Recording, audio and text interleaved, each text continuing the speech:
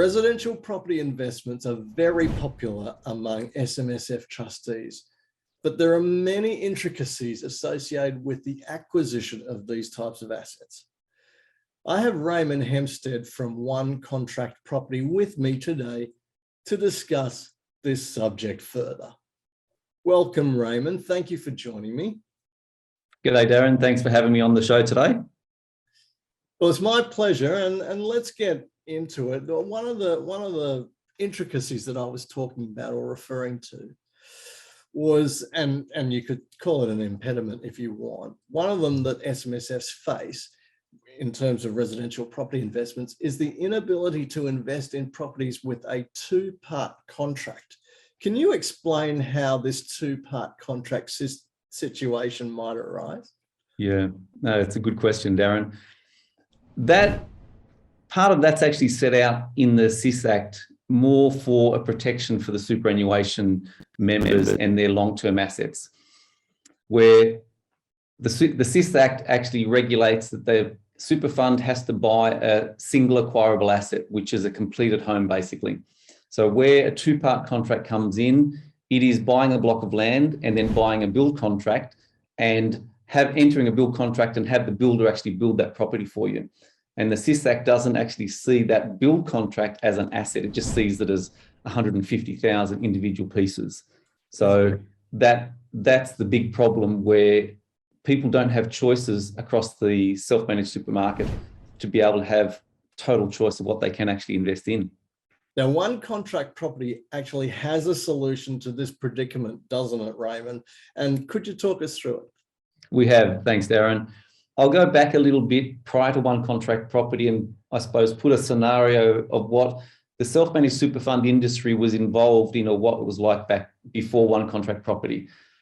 People are looking to set up their self-managed super funds and have set it up to actually take direct control of their assets. And a lot of that, people want to be able to be getting into residential property. And bricks and mortar, something they can touch and see and feel. Now, prior to One Contract Property, they had a choice. They could buy established properties, or they could buy off-the-plan properties where the builder was going to cover and provide a single part contract. And established properties, and that wasn't much, there wasn't much more out there. There were some builders that were providing single part contracts in land and house packages around Australia, but in very limited supply and in very limited areas. So there wasn't, again, total choice.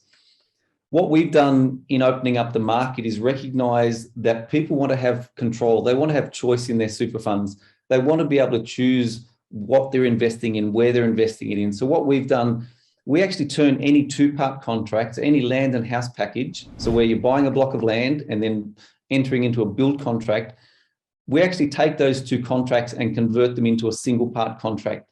Now, the super fund member, they have total choice on that. They choose where they're looking to buy, what they're looking to buy, who they're looking to build with, who they're looking to fund with. So again, total choice across the market. Once they find something, we convert that into a single part contract, and they actually enter a contract with us to purchase that property from the builder and land developer of their choice. And in doing so, that opens up the entire market to people having choice and control of what they're putting into their self-managed super fund. And can you elaborate a little bit on how the whole process works? So from start to finish, like when does the SMSF take ownership of the property? How does that all work? All right. From start to finish, it comes back to start off with where the clients are sitting down with their financial advisors and working out their strategy about what they're looking to invest in. They now have a choice about not only what they're investing in, but where they believe, or where they and their financial advisors believe the best market is in relation to real estate that's going to give them the end result that they're looking for in their planning process.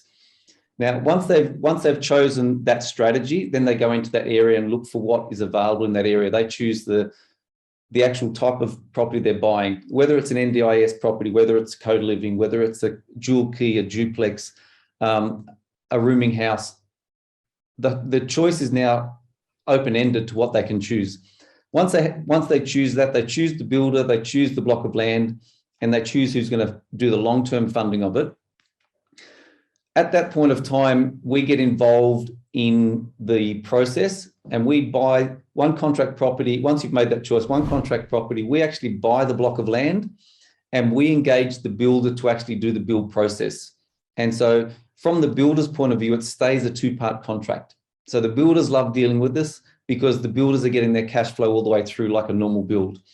On the super fund side, at the same time as we enter those land and build contracts, we issue a single part contract to the self-managed super fund. Now the super fund, they'll pay a 35% deposit on exchange of contracts. In Queensland, it's 32.75. They don't pay anything else now until the house is actually complete, right? So we got occupation certificate, the builder's been paid, they've gone away, and we're ready to hand over a set of keys to the tenant. At that point in time, the super fund has their long-term funding in place. They pay us the 65%, and at that time, the title gets transferred from us into the self-managed super fund, all right? Thus giving the total choice and having them buy a single acquirable asset in the super fund at that point. Now, under the arrangement, Raymond, do SMSF trustees have to go through an advisor to access your services? And I believe you've got a bit of a case study too to compare what an allocation to residential property like this would be versus an allocation to equities right now. Because we operate under an ATO public product ruling, we recommend when people are looking to get into property that they go and talk to a financial advisor and get that advice. We're not financial advisors, we're just providing a single contract property across Australia. So we're providing a solution to get into property, but they really do need to be able to sit down with an advisor to get their long-term strategy worked out. What we now allow advisors to do is, in my personal belief, give the full advice that they should have been able to be giving over the last number of years that they haven't been able to.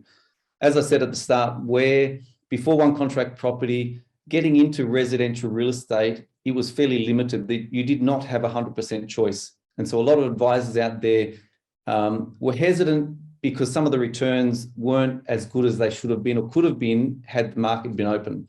Now with our service and the one contract property solution, advisors have the choice to be able to analyze the entire market, just like they do when they get into the share market. They can analyze the entire portfolio of shares right around the world or the area that they're looking in.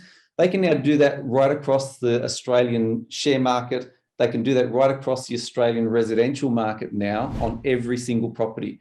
And balancing off, they can now give, in my opinion, really correct and up-to-date advice to their clients based on where the client's looking to go, right? So it opens up that whole market on that side of it. Yeah. For example, where you've got a client that's got $245,000 in their super fund or in their self-managed super fund, they can put that into the share market and over the next 25, 30 years, see where that $245,000 returns in 25, 30 years' time. What sort of income it's going to be bringing in, what sort of value it's going to be at that point in time.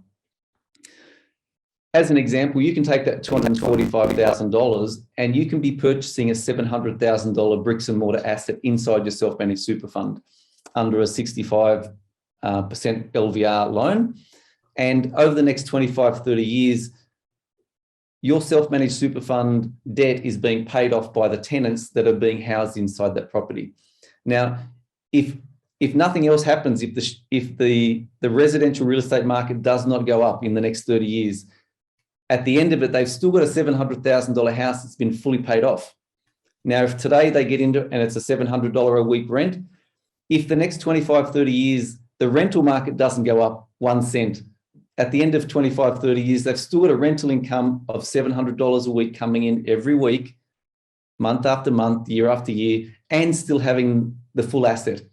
Now, the likelihood of that happening is fairly low. Now, I'm not giving financial advice, but that's one scenario. They can buy one property, but they can now buy, because they've got the choice, they can be buying properties.